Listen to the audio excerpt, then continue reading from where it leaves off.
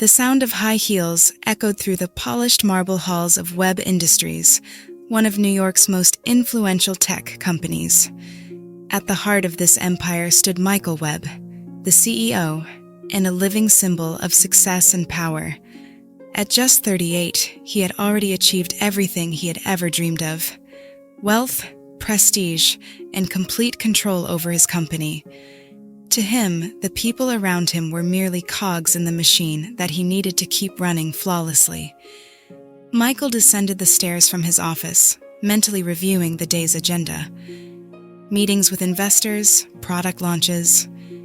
Everything had to be flawless, without a single error. But not everyone met his standards. On the floor below, Susan Miller, a 68-year-old employee, was preparing the conference room for an important meeting. Her trembling hands carefully adjusted the final details, straightening the glasses, organizing the papers. But time was not on her side. The clock was ticking fast, and her nerves were rising. When Michael entered the room, a faint sigh of frustration escaped his lips. "What is this?" he said, surveying the subtle disorder with disdain. A glass was out of place, and one of the chairs was misaligned. "This is unacceptable, Susan." Susan, alarmed, tried to fix the mistakes quickly, but her trembling hands betrayed her. "I'm so sorry, Mr. Webb. I was almost finished. I just need one more minute." "Minutes we don't have," Michael cut her off, his voice cold. "If you can't even get this right, then why are you still here?" The words, harsh as a blow, left Susan speechless. Michael's commanding presence made it clear that he wasn't interested in excuses. "I don't pay for incompetence. It's not hard to set up a room, Susan. I demand perfection." Tears welled up in Susan's eyes, but she tried to hold her ground. Years of working at the company, a job that supported her modest life, now seemed to be slipping through her fingers. "I just need a little more time," she pleaded, her voice shaky. "Time?" Michael scoffed without humor. "You're already past your time here, Susan. Consider this your last day." Without another word, he left the room, leaving Susan alone. The echo of his footsteps slowly faded, but the humiliation she felt remained raw. Alone, she looked around the room she had tried to prepare, but her vision blurred with tears she could no longer hold back. The walk home had never felt so long. With each step, the weight of the earlier humiliation pressed harder on Susan's chest, like an invisible chain, and Michael's words echoed relentlessly in her mind. "You're past your time here." Those words cut deeper than she expected. She arrived at her modest home, a small brick house in a quiet neighborhood, far removed from the gleam and luxury of Michael's world. As she stepped inside, Susan carefully closed the door behind her, as if trying to keep the world outside for just a few moments. The silence that filled the room was suffocating. She sank into her old armchair, the same one that had been with her for decades, and glanced around. The walls, adorned with old photographs, told stories of times long past, of struggles and sacrifices. One photo in particular always caught her eye, an image of herself in her 20s, with a smile that had long since disappeared.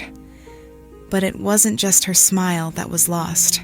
There was also the child she never got the chance to raise. Decades ago, Susan had been a young, fearless woman, but the world had not been kind to her. Pregnant by a man who vanished the moment he heard the news, and without financial or family support, she had been forced to make the most painful decision of her life. Giving her baby up for adoption had been the only option left. There wasn't a day that went by when she didn't think about him. Who was he now? Where was he? Was he happy? Those questions haunted her, but she never had the courage to seek answers. Until now. Michael's dismissal wasn't just a blow to her professional life. It was a brutal reminder that she was alone, and that time was slipping away. With trembling hands, Susan picked up the phone. There was only one person she could share this burden with, her old friend Janet. Janet was a lawyer, and though they hadn't been in regular contact, Susan knew she could trust her to handle something so delicate. "Hello, Janet?" Her voice was weaker than she had expected, but Janet recognized the urgency in her tone. "Susan, is everything okay?" Janet's warm voice offered some comfort. "I need your help. It's about my son, the one I gave up for adoption all those years ago. I never told you much about it, but I think it's time. I need to know what happened to him. I can't go on like this, not knowing." There was a pause on the other end of the line, followed by a deep sigh. "Susan, this could be complicated. A lot of those records are sealed, but I can make some calls. Are you sure you want to go through with this?" "Oh, yes," Susan replied with more firmness than she felt. "I need to know, before it's too late." As she hung up the phone, a strange mix of anxiety and hope filled her. Susan knew she was opening a door to the unknown, but she also knew she couldn't live in the dark any longer. The search for her son had just begun. The days following Susan's dismissal were filled with an overwhelming sense of emptiness. She tried to continue her routine, but the weight of uncertainty about her future grew heavier with each passing moment. Yet, there was one thing that brought her a glimmer of hope: Janet's response. A week after their initial conversation, the phone rang early in the morning. It was Janet. "Susan, I have information. We need to meet. Can you come to the cafe near the park?" Susan could barely reply, her heart racing at the thought of finally discovering what had happened to her son. "Of course, I'll be there in 30 minutes. On the way to the cafe, conflicting thoughts swirled through her mind. On one hand, she was eager to know the truth.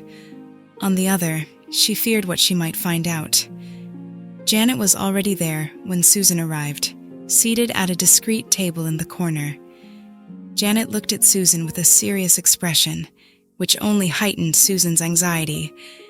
"I found something," Janet began, opening a folder of documents in front of her. "Your son was adopted by a very influential family. I checked the records multiple times, and everything points to the same family." Susan clenched her hands under the table, feeling her nerves intensify. "And who are they?" "The Webbs.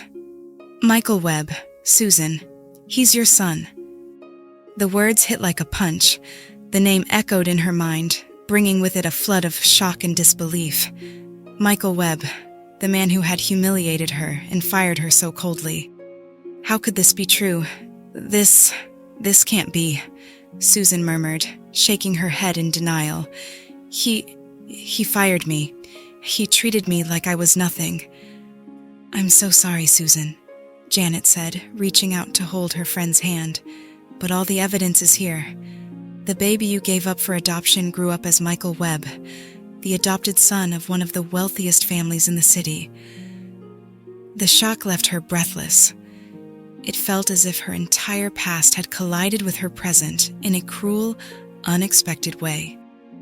The man who had made her feel so small, so insignificant, was the son she never had the chance to raise. The same man she had silently loved for so long, without ever knowing him. "And he doesn't know?" Susan asked, her voice trembling. "No, Michael doesn't know he was adopted. The records were sealed. He grew up believing the Webbs were his biological parents." Susan felt as if her world was unraveling. How could she face Michael now? He would never accept her, not after how he had treated her. But at the same time, she knew she had to tell him the truth. When Susan returned home that night, her thoughts were in turmoil. She spent hours sitting in her armchair, staring into the distance as she tried to process what she had just learned. How could she confront Michael after everything he had done? And how would he react to learning the truth about his past? Despite the fear and the pain, Susan knew she had no choice. She had to tell him. She had to confront him, even if it destroyed her. In the days that followed, Susan made several attempts to arrange a meeting with Michael, but he was difficult to reach. After much persistence, she finally managed to schedule an appointment with his assistant, under the pretense of discussing work. Michael, unsuspecting, agreed. On the appointed day, Susan sat nervously at the cafe where they had agreed to meet. Her heart raced, and her hands trembled as she waited. When Michael arrived, he was as imposing as ever, confident, without a hint of doubt. To him, this was just another routine meeting. Little did he know, everything was about to change. "You wanted to talk?" Michael said, without even making eye contact as he adjusted his suit jacket. If it's about your dismissal, the decision's already been made." Susan took a deep breath, trying to summon the strength to face the pain she was feeling. "It's not about work, Michael. I need to tell you something far more important." Michael finally looked at her, his eyes filled with impatience and disdain. "Then what is it? I really don't have time for this." "It's about you," Susan said, her voice shaking but steady. I am your mother." The silence that followed seemed to stretch on forever. Michael stared at her, not comprehending what she had just said. "What?" His voice was cold, but there was a hint of confusion in his tone. "You were adopted, Michael," Susan continued, trying to stay calm. "I am your biological mother." Michael laughed, but it was dry, forced. "This is ridiculous, you're crazy." "I'm not," Susan said, tears already forming in her eyes. "I gave you up for adoption many years ago. I was young, with no resources, and I thought a wealthy family could give you the life I couldn't. And now I found out that you are my son." Michael stood up abruptly from the table. "This is absurd. I am the son of Richard and Eleanor Webb. I always have been." "They loved you, and I'm grateful for that," Susan said, her voice breaking. "But they're not your biological parents. I have proof. I just need you to listen to me." He stood there, breathing heavily, his eyes filled with confusion and anger. Without another word, Michael stormed out of the cafe, leaving Susan alone once again. Michael hurried through the bustling streets of New York, but his mind was elsewhere. Susan's words echoed in his head like a hammer striking over and over. "I am your mother." With every step, the anger and confusion inside him churned into a raging storm. It couldn't be true. It just couldn't. He arrived at the office without even remembering how he got there. The usual coldness of his glass office now felt oppressive. The walls, which once symbolized control and power, seemed to close in on him, suffocating him with questions that had no answers. Michael grabbed the phone with trembling hands and dialed the number of his adoptive parents, Richard and Eleanor Webb.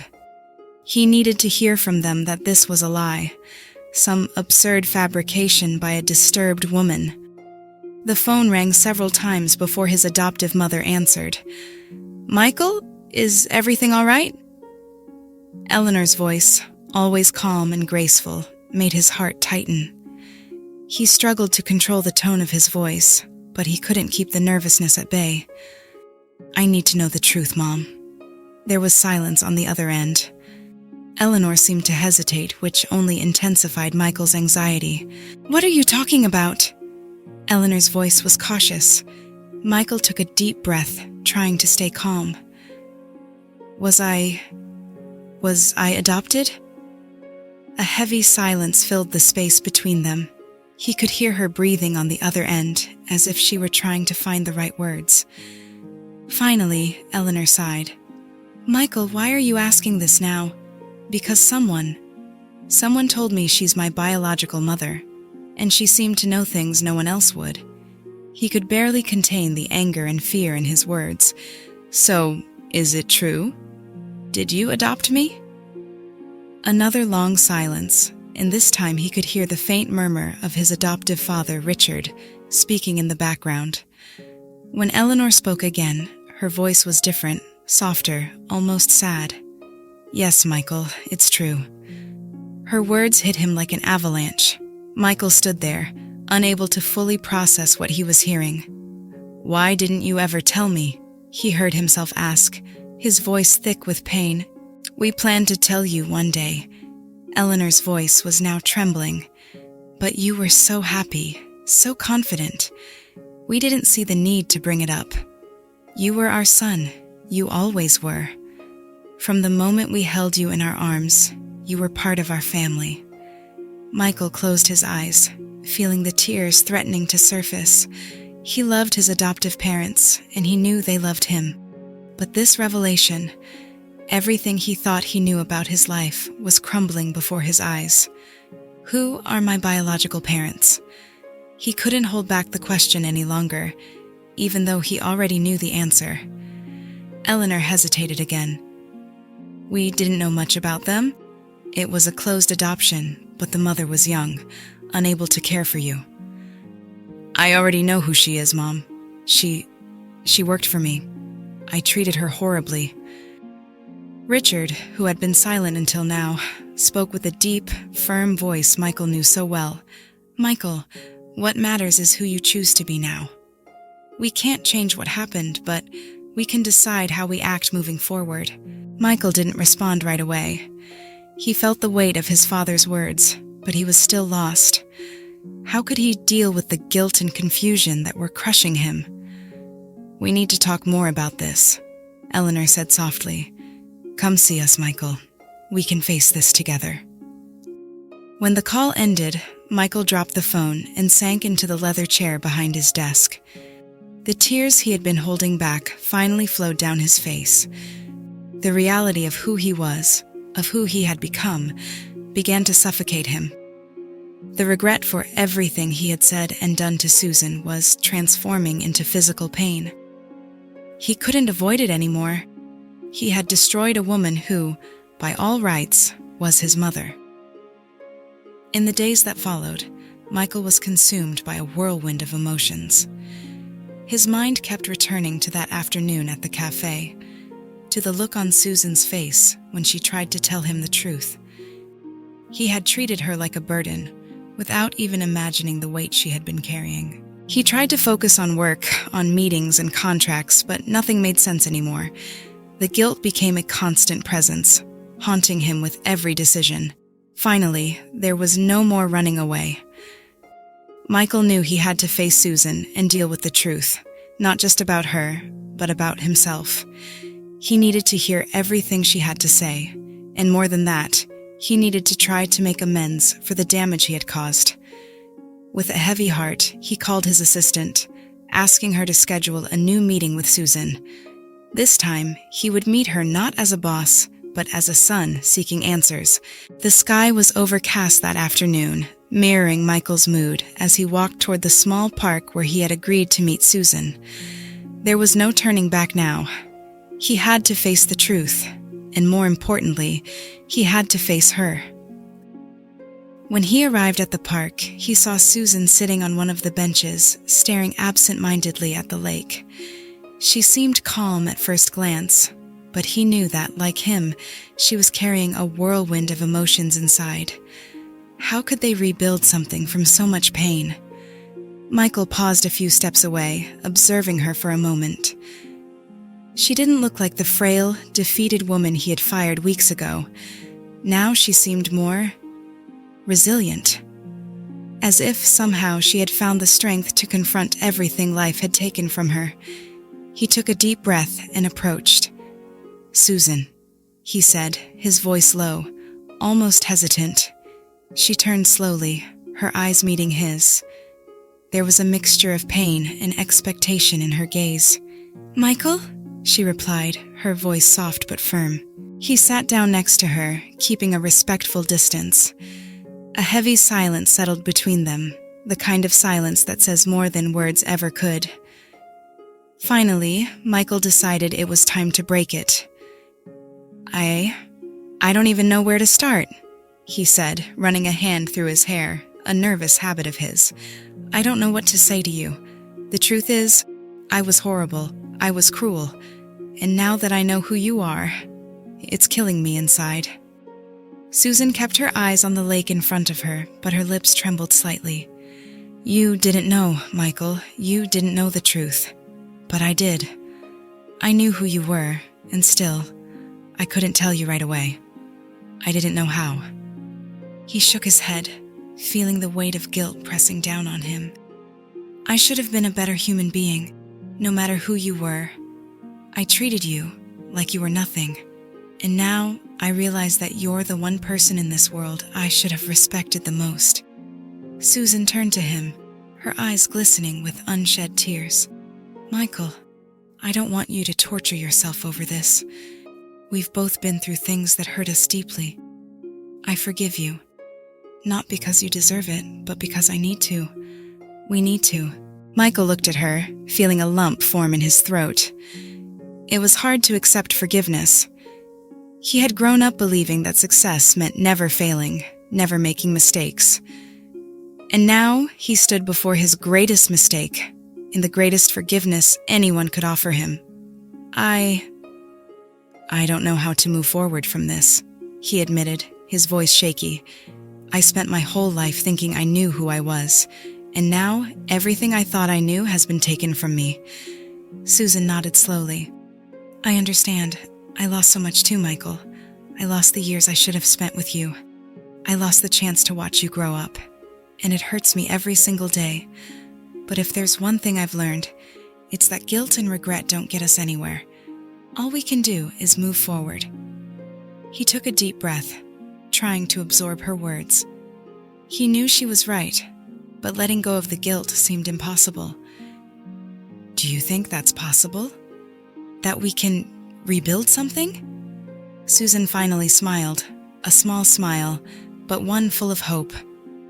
"I believe we can try. It won't be easy. We've lost a lot of time, but we still have now, and that's enough to start." For a moment, Michael just looked at her, feeling something shift inside him. For the first time in a long while, he allowed himself to feel vulnerable. The ruthless businessman, the strict boss, was beginning to make way for the son he never knew he was. "I want to try," he said, his voice filled with emotion. "I want to get to know you. I want to understand who you are, who I am now." Susan gently touched his hand. "And I'll be here, Michael. I'll be here for whatever you need. No rush, no pressure. We'll walk this path together." The silence that followed wasn't uncomfortable, but filled with a new hope. They didn't need to resolve everything at that moment.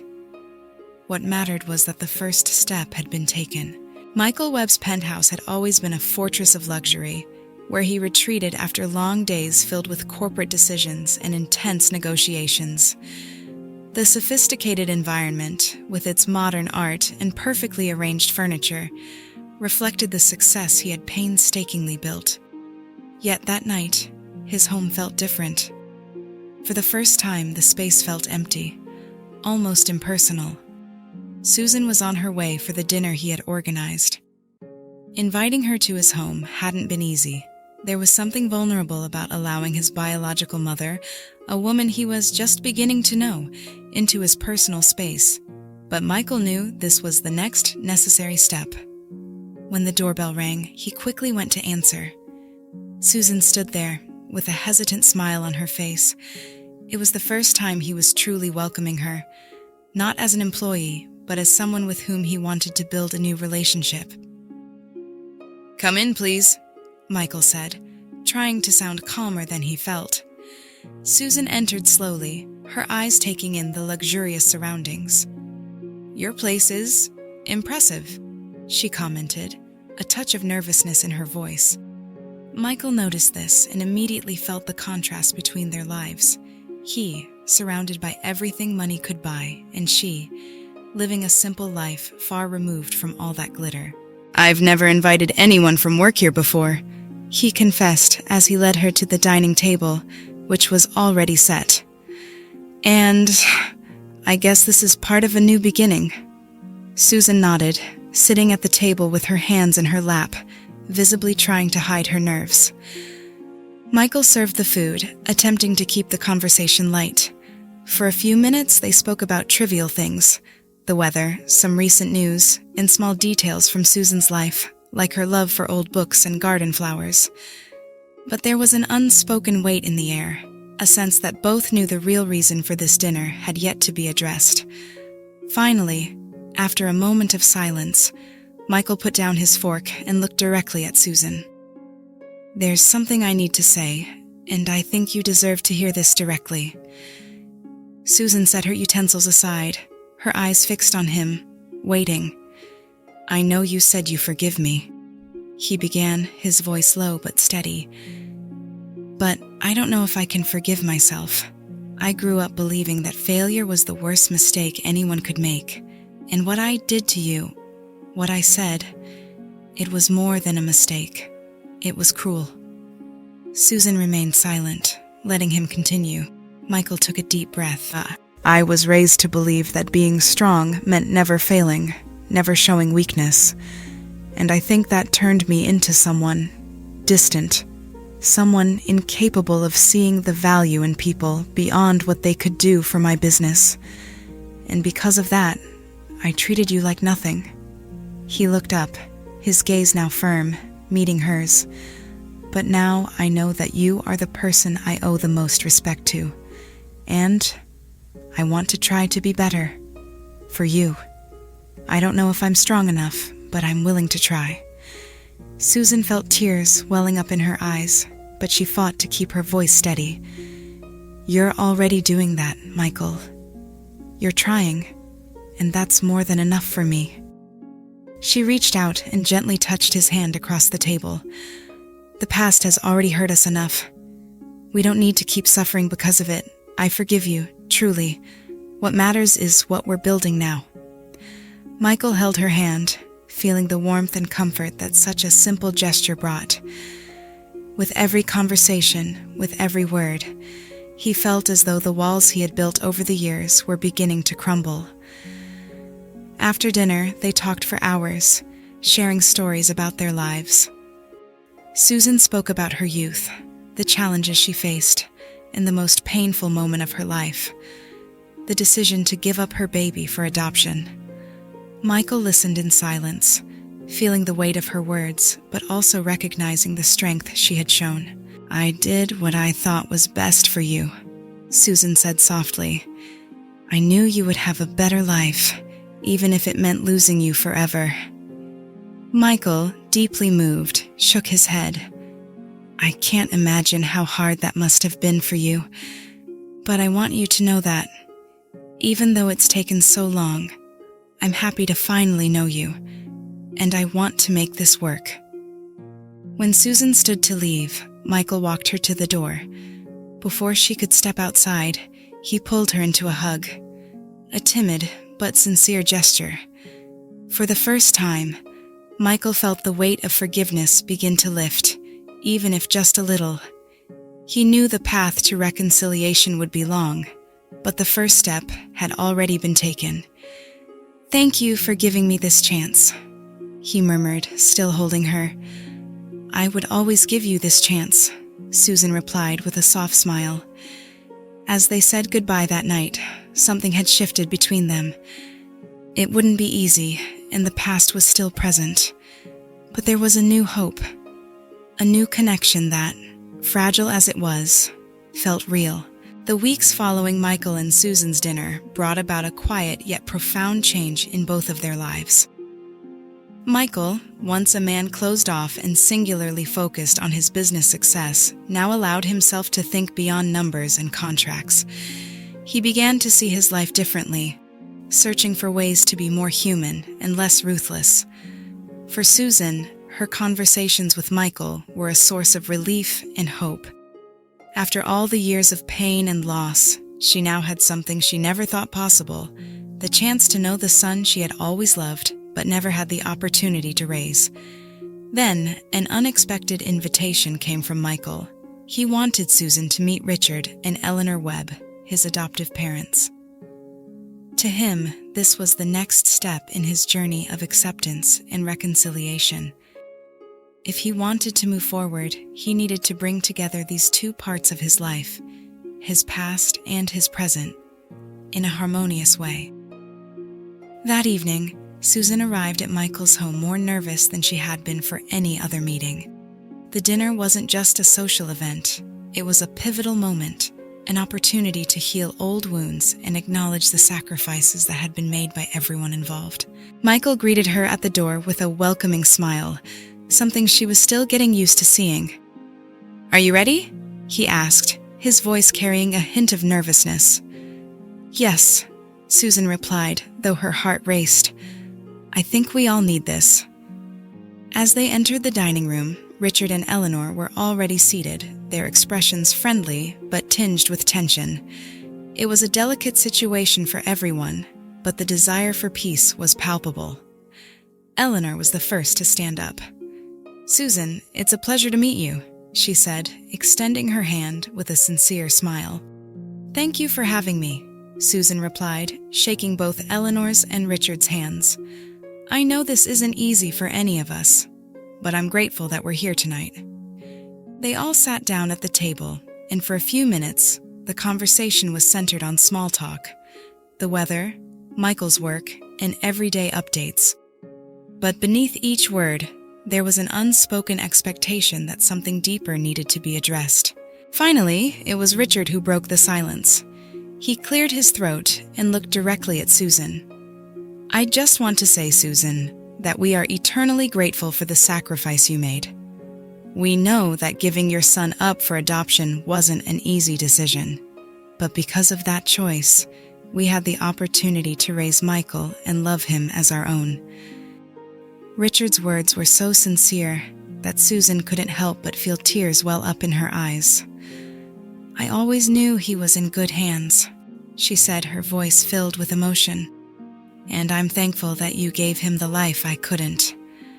I never stopped thinking about him, but knowing that he was loved is what gave me peace all these years." Michael, who had been quietly observing the exchange, finally spoke. "I couldn't have asked for better parents. You gave me everything, and I'll always be grateful for that.